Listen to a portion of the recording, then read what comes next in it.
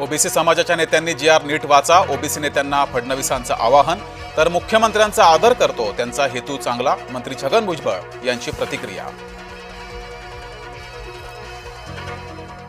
17 September नंतर राज्यात अराजकता माजेल. छगन भुजबळांचा सरकारला इशारा. देशामध्ये लोकशाही आहे, जरांगेशाही नाही. जरांगेशाही येण्याची शक्यताही नाहीच. छगन भुजबळांचा जरांगेंवर हल्लाबोल. मराठा आरक्षणाच्या जी.आरला कोणी चॅलेंज केलं तरी धोका नाही. मंत्री शंभूराज देसाई यांचा भुजबळांना टोला. सर्वोच्च न्यायालयाचा धडाकेबाज निर्णय. आरक्षणाचे लाभार्थी खुल्या प्रवर्गास पात्र नाहीत. आर्थिक किंवा जातीय आरक्षण घेणारे खुल्या प्रवर्गात अपात्र. मराठ्यांना कुणबी व्हायचं नाहीये का? सरकारनं आदेश काढूनही प्रतिसाद नाही. मराठे कुणबी प्रमाणपत्र घ्यायला येईनात. पंतप्रधान मोदींना ठाकरे गट कुंकू पाठवणार. भारत पाक क्रिकेट सामन्याविरोधात ठाकरे गट आक्रमक. भारताच्या पाक सोबत क्रिकेट खेळण्याचा ठाकरे गटाकडून निषेध. सोनिया गांधींना मोठा दिलासा. नागरिक होण्यापूर्वी मतदार होण्याबाबतची याचिका न्यायालयानं फेटाळली. हैदराबाद गॅझेटियर अधिसूचनेला आव्हान. हैदराबाद गॅझेटियर विरोधात उच्च न्यायालयात याचिका. मराठा कुणबी एक नाही. सर्वोच्च न्यायालयाचा निर्णय. शिवाजीनगर स्टेशनचं नाव बदललं. कर्नाटक सरकारच्या निर्णयाचा मुख्यमंत्र्यांकडून निषेध.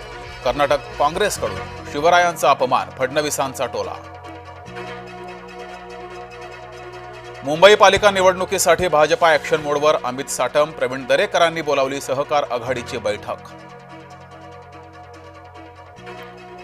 जळगावात पवार गटाच्या पदाधिकारी मेळावा. प्रदेशाध्यक्ष शशिकांत शिंदे उपस्थित.